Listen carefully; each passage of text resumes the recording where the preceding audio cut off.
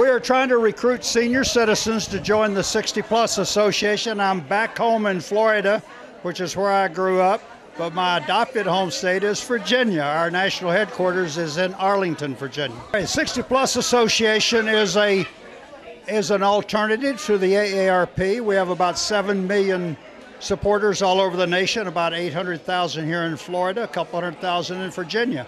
We're about 20 years old. The AARP is 40 years old. We offer an alternative to the AARP. We're selling a philosophy. They're selling products. We're selling limited government, less taxes. They're a liberal group. We're a conservative group. It's that simple. Coming out now that this particular bill is anathema to seniors. It is a bad piece of legislation. More and more is coming to the fore that it is not a good piece of legislation. Senior citizens were aware of that 2 years ago. They said, we don't want it. They're still vehemently opposed to it.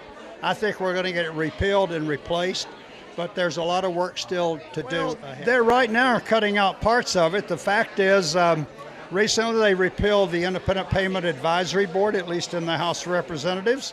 Last week they repealed this tax on medical devices, $28 billion tax on medical devices, wheelchairs if you will. Clearly this was a higher tax on seniors. A lot of Democrats are joining Republicans alike to repeal those bad provisions. Oh yes, clearly. Look, I worked on Capitol Hill when Medicare passed 46 years ago. We seniors have paid into it all of our lives. It's not sustainable at the current rates. It's going to go bankrupt in a number of years. Senior citizens are not to blame for that. Seniors have paid their dues.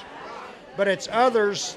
Right now, you know, they're cutting $500 billion out of Medicare. Someone said, Mr. Martin, where did you get that number? Well, fact is, Nancy Pelosi said just recently, yes, we're cutting $500 billion out of Medicare. You can't add 10,000 baby boomers daily to a system, take $500 billion out of it without there being some financial difficulties ahead.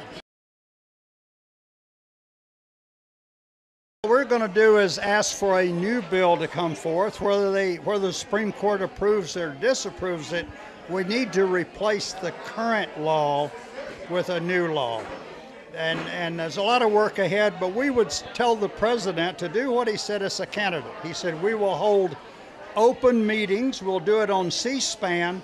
Now, of course, the truth is coming out, the ugly truth, that the AARP was not listening to its members. They're on a listening tour now. I used to say they should have listened 2 years ago. Now we're finding they did listen. They just ignored what their members were saying. By a 14-to-1 margin, seniors were saying, don't pass this bill. Now that's coming to the forefront, and so seniors are not happy with it.